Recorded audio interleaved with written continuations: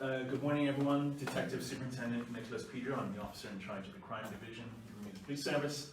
To my left is my colleague, Detective Chief Inspector Sherwin Joseph, who heads up the Serious Crime Unit. It is sad to stand here today before you to report on yet another murder in our community that happened last night at around 10:34 p.m. At around that time, we received multiple reports in the Tribe Road to Warwick area of gunshots. Police officers and EMTs responded to that location and identified a male, 37 years of age, suffering from what appeared to be multiple gunshot wounds. That gentleman has since been identified as Mr. Jordan Outerbridge, and as I said, 37 years old. Unfortunately, resuscitation efforts at the scene and at the hospital were unsuccessful in reviving Mr. Outerbridge. Mr. Outerbridge leaves behind a loving wife, 1-year-old son, and a stepdaughter to mourn his death. We have learned through our investigations that Mr. Outerbridge was attending a regularly scheduled card game at a residence in the area, and he was leaving the residence at the time due to the impending curfew. He was one of the first persons to leave the house and was shot by a gunman wearing a blue hooded jacket, who subsequently jumped on the back of a waiting motorcycle. The rider of that motorcycle was described to be wearing all dark clothing, obviously both wearing helmets, dark in color. We've opened a major incident room investigation staffed with detectives from the Serious Crime Unit and other investigative units across the service. And we are urgently seeking assistance from the public with people who may have information about the incident or who may have witnessed it to come forward. I'm pleased to say that members of the public have come forward, but as with any investigation of this nature, it's still vitally important that we hear from people who may have information that may assist us with our inquiries. As we've seen with many other cases, it is the public that really do make the difference in bringing offenders to justice in cases of this nature. We are also looking at a matter that happened about the same time as the shooting, which was a serious collision that occurred on Middle Road in Warwick near the entrance to the Belmont location. And at that space, 2 riders on motorcycles appeared to have collided head-on. We are examining the possibility that the injuries sustained by one of the riders may, I stress that, may be linked to the shooting that occurred not too far away on Tribe Road number 2. We haven't ruled that out. It's part of the lines of inquiry. So we're also interested in speaking to anyone that may have information in regards to that. Both riders in the collision sustained serious injuries. The person in question that we are concerned about is a 44-year-old male whom we are, as I said, looking at the possibility that it may be linked to the other shooting. We have designated a family liaison officer to work with the family of the deceased, Mr. Outerbridge. Obviously, this is an incredibly difficult time for them, and we ask that you look at their privacy at this difficult time for them as they struggle to deal with this matter. Mr. Outerbridge was a gainfully employed person that worked with Bermuda, obviously well known and loved amongst his colleagues and family. And I'd just like to extend our sincerest condolences to his family and friends. If you have any information on this, as always, please call the main police number 295-0011, or you can call the independent and confidential Crime Stoppers hotline number on 800-TIPS, TIPS, that's 8477. With that, I'll open up to questions for myself or Mr. Joseph, who's leading up the investigating team. So I'll take questions. Given that the incident supposedly happened as he was leaving a card game, is robbery being considered as a potential motive for this offense? We leave the investigation open for any possibility. We don't have indications that robbery was a motive at this time, but we're obviously examining any possibilities that may exist. But it doesn't appear to be at this moment. Are you looking into any potential links with the recent shooting in St. George's? Again, too early to tell. We have forensic exams that are still ongoing at this time. As with any case of this nature, we have DNA and other forensic opportunities that take a little bit of time to come back.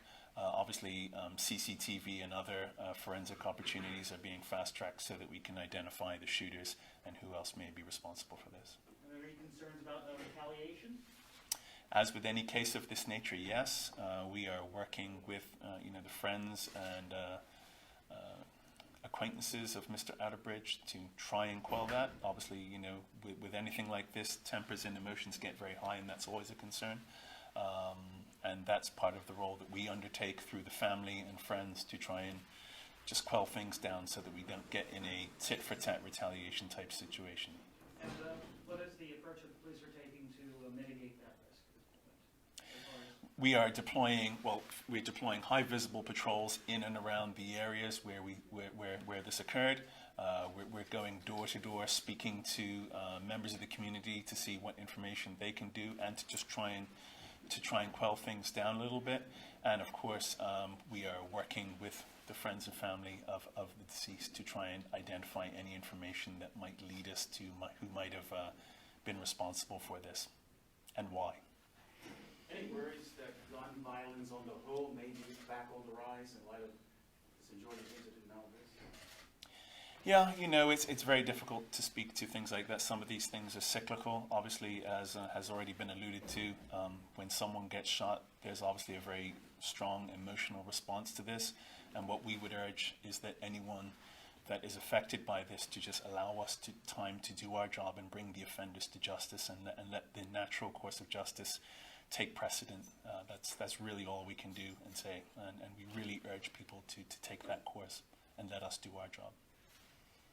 Can you confirm or deny that either the persons involved in the crash had suffered burns to certain parts of their body, gunshot burns to certain parts of their body? Gunshot burn? No, I can't speak about specifics of the case, no. Okay, at this time. I cannot, no.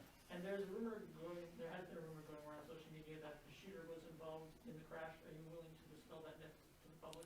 As I said in my remarks opening, we're looking at the possibility that the two events were linked. We have not ruled that out at this stage, but there's nothing to say that they are linked yet either, or that indeed they are indeed gunshot wounds. We're looking at those possibilities. Okay. Ladies and gentlemen of the media, we are joined this afternoon by the Minister of National Security, the Honorable Renee Ming, JPMC. Madam Minister.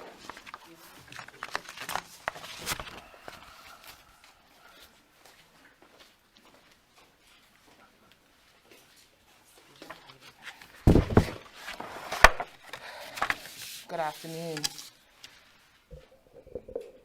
I wish I could be here on a much happier note.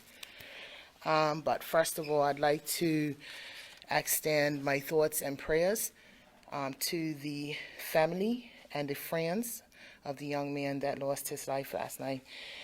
Foremost in our minds today as we process another shooting incident that has taken the life of another man.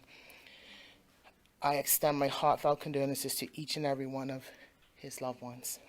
As we grapple with this tragic event, I'm urging anyone with any information to please contact the police. I appreciate that this investigation is in its early stages, but our gun violence reduction team has already, our gang violence reduction team has already interceded and is willing to offer any assistance, and that will be canvassing in the Ordred area just to offer reassurance to the public if anyone needs any assistance, whether that be emotional, professional. We're here and willing to assist. Mr. Minister, do you think that the ongoing effects of this pandemic are increasing tensions in the community that might be contributing to this recent spate of violence? I don't have any statistical data to be able to support that, Mr. Barnes, but I'm sure that we're all feeling some level of COVID fatigue. And the government does offer a wellness hotline For anyone who feels that, that I do need help, it's just a matter of putting our hand up and dialing that number for any assistance. Now, what is it like as the minister dealing with sort of this double whammy of the pandemic and this recent murder and recent shootings? It's obviously it would be a very difficult time. I think that any loss of life, whether it be through pandemic or shooting, is not one that we would hail. We as a country have much healing and mending to do, and I'm hopeful that we, as we move forward, we recognize that at the end of the day, we are in this together, and we need to work together. Minister, for a while it appeared that gun violence here had dramatically declined. In light of the fact that this is the second incident in just a couple of weeks, any concern, as I put to Superintendent Pedro, that you could see that the frequency, same frequency of incidents that we saw years ago? If you ask me if we're concerned, of course I would definitely be concerned, and I recognize that the police have a job to do in terms of the operational side of this and the investigative side, so we are allowing them to do their job. But if you're asking me if I'm concerned, of course I would be concerned at any incident of anti-violence or social behavior.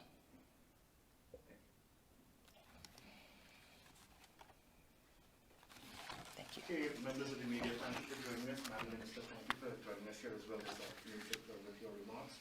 And we will be sending out some photos to you of the victim and also identifying him, unless Mr. Petrie, you want to identify him. I did already, I got it. All right, thank you all for coming. Thank you, Minister.